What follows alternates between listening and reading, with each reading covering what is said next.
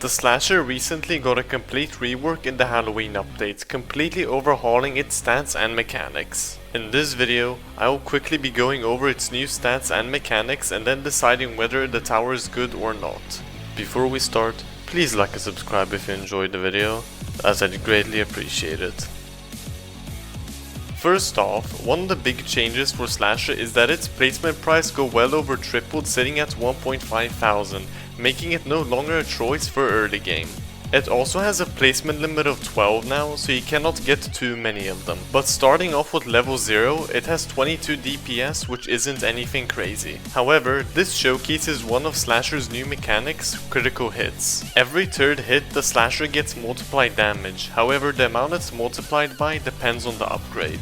For instance, on level 0 it's multiplied by 2.5. Level 1 costing $800 isn't anything crazy, just makes the Slasher swing faster and it increases its DPS by 3 along with hidden detection, so let's move on. Level 2 for 3.5 thousand increases its damage by 14, increasing its DPS to 42. Its range is increased by 0.5 but its swing rate is now slower. However, the interesting thing about this upgrade is that it introduces the bleed mechanic. Every time the Slasher hits an enemy, the specific enemy gets 1 bleed stack, and it can stack up to 30. The bleed mechanic works exactly like the Pyromancer burn mechanic, dealing damage over time, but this one is a lot better since if you get a max stack on a boss it can do devastating damage. This is because the bleed damage scales with enemy health, so the more health means more damage. Level 3 for 7000 increases its damage even further by 25, increasing its DPS to 123. Its swing rate is now faster, but its critical multiplier is buffed by 0.5, now sitting at 3. Level 4 for whole $20,000 increases its damage by 15, increasing its DPS to 216, makes the swing rate faster, increases the critical hit multiplier by 0.5 again.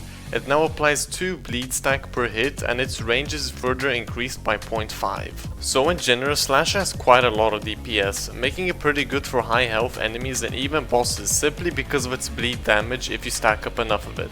And this is because of the damage scaling for the bleed, which I mentioned earlier. However, one of the big downsides to this tower is the fact that it has single target DPS. The Slasher is only able to hit one enemy at a time, and because of its somewhat slow swing rate, this can be very problematic when there's a lot of enemy spam.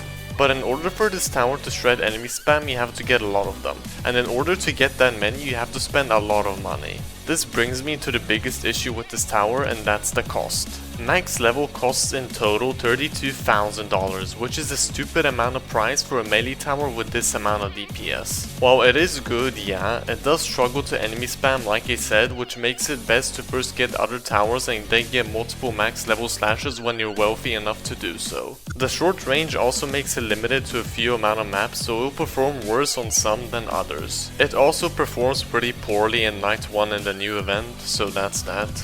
But with that being said, I think this tower is alright. I prefer the older version because it was good for early and mid game while being super cheap, but the new one is super duper expensive and is mostly good just for really high health enemies. If you want to buy this tower for 750 Robux, then I'd say meh.